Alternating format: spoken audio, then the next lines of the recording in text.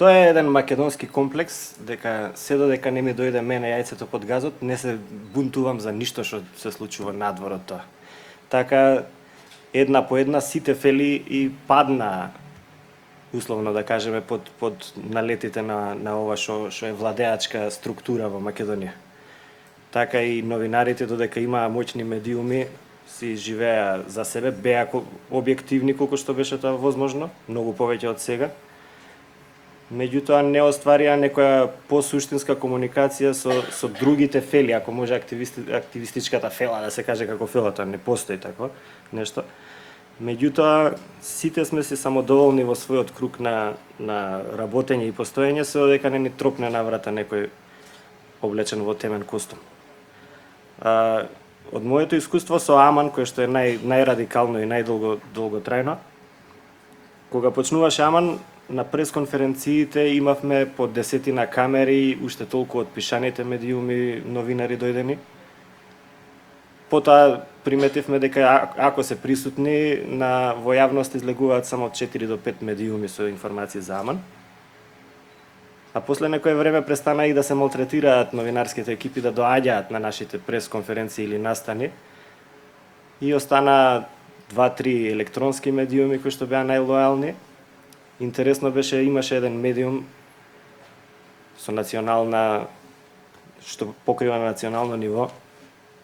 Доаѓаа на нашите настани и беа и прилично добро не покриваа се до оној момент кога Евана купи рекламен простор кај нив.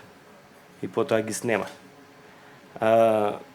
Друг еден медиум, исто така национална телевизија, во процесот на одвивање на Аман им се случи процес на промена на сопственоста и на уредувачката политика и тие го напуштија Аман како општествено, како јавно граѓанско движење. И сега, веќе после година и кусур, скоро 2 години од тоаш, состојбата е најкатастрофална што може да се замисли. Постојат само оние неколку медиуми кои што Јас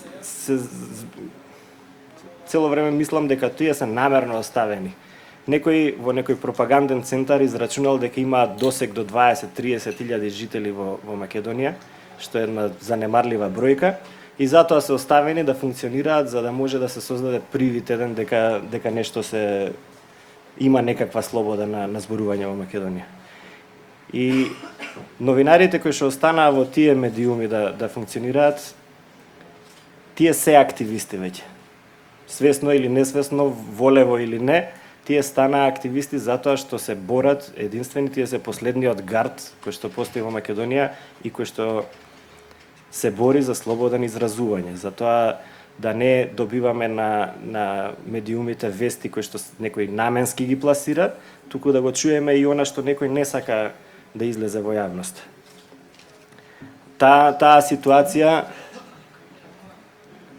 ситуација неизоставно не тера кога веќе се активисти да почнеме и да соработуваме, иако и ние активисти имаме проблем да направиме коалиција голема, меѓутоа нужноста ќе не натера да најдеме модуси во кој што некој модус операнди во кој што новинарите би останале новинари, би останале добри новинари, меѓутоа и би ја прегрнале таа нивна општествена улога, нивна политичка улога како борци за слобода на изразување.